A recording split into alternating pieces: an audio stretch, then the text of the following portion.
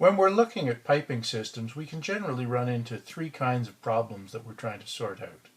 One is we know the flow rate and we'd like to find out how much elevation difference or pressure difference or whatever kind of difference we need to get that flow rate through a given set of piping. Alternately, we might know how much pressure is available or how much elevation is available, and we want to find out how much flow will actually go through a particular set of piping. Both of these are pretty straightforward.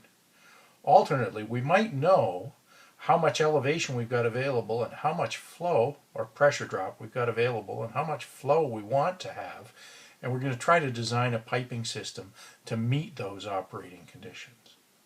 So these are the three general types of problems, and this one's the easiest. If I've applied Bernoulli's equation and I've wound up with, say, delta Z difference in elevation between two locations equal to delta HF plus delta HM. So the elevation difference is all taken up by losses due to friction and minor losses. And those are F L over D plus sigma K V squared over 2G. So if we know Q and we'd like to find delta Z, we'll need to know V squared. V is equal to Q over A, and A for a round pipe will be equal to pi d squared over 4. So we can find the velocity. Once we know the velocity, we can find the Reynolds number. Velocity times diameter divided by kinematic viscosity. So that gives us a dimensionless group. If we know what the piping system is, we'll know what the relative roughness is, because we'll know the roughness height, say 0.045 millimeters for a steel pipe, and we can get the friction factor, which is a function of Reynolds number and the relative roughness. So now we've got the friction factor, we know the length and diameter of the piping system, we know V squared because we calculated it up here, and sigma K we can get from tables for the various fittings that exist in the piping system that we're looking for. So we've got all the things we need to just plug into the equation, and out comes the elevation difference that we'll need to get the flow that we wanted. The other way around is, suppose we know the elevation difference and we'd like to know how much flow we're going to get. We won't get as much as we wanted maybe, but how much will we get? In this instance, we know Z, but Q we don't know yet. So if we don't know Q, we don't know V. If we don't know V, we don't know the Reynolds number.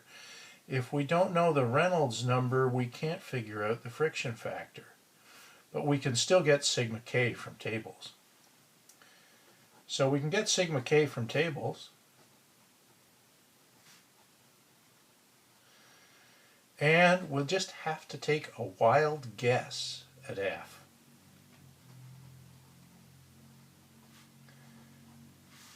And a good guess to take for F is probably around 0.02.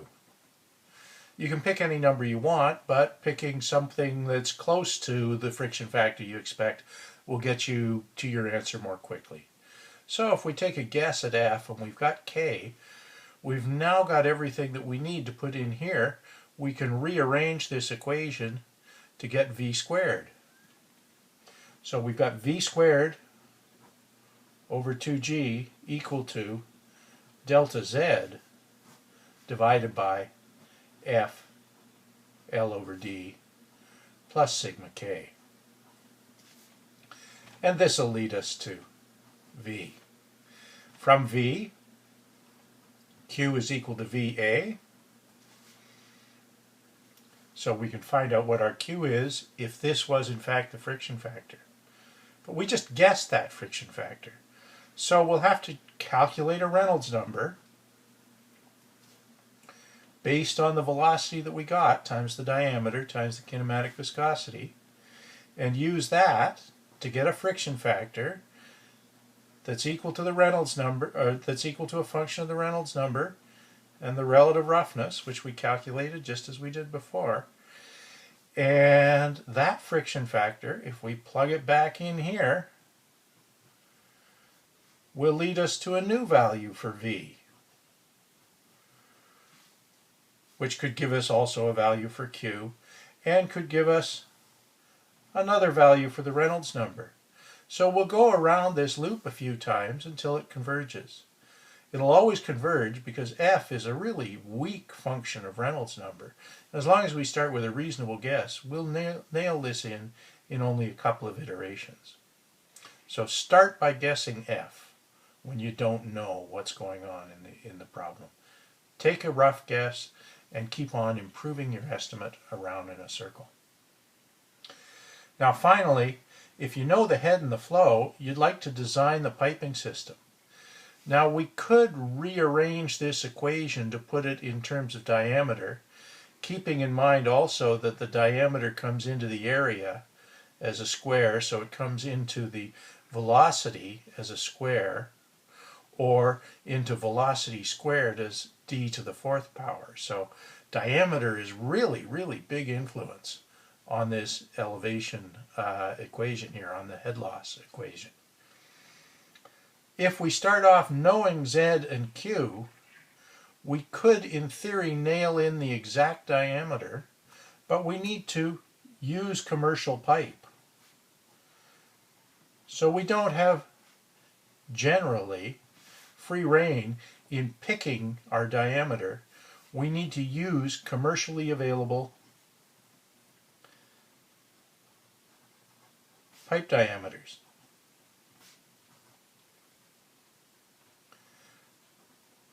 So to solve this kind of a problem, the approach I'd prefer to take is guess a reasonable diameter. What's reasonable? Maybe one that gives V of around 5 meters per second for liquids. Maybe 20 meters per second for gases. It certainly gives you a starting point. Once you've guessed at that diameter, you can do your calculations and find out what the head loss and flow rate are, either doing the forward calculation from the flow rate to get the head loss, or going the other direction like this, but it's easiest to do this one. That'll tell you whether your diameter is too small or too big. Getting it just right isn't possible. You just have to pick one that'll work. So having made a reasonable guess, you can now say that I expect the head loss due to friction to be roughly proportional to 1 over diameter to the fifth, because of this area to the squared and velocity squared gets us to the fourth, and there's the other d gets us to the fifth. I expect that head loss due to friction to go up as the inverse of diameter to the fifth, so then I can move on to another better guess. Again, it's an iterative process. It'll probably take you 2 tries to find a pipe size that makes sense for the practical application that you're looking at. But far better to go this way than try to nail it into an exact value for D, which you just can't actually buy.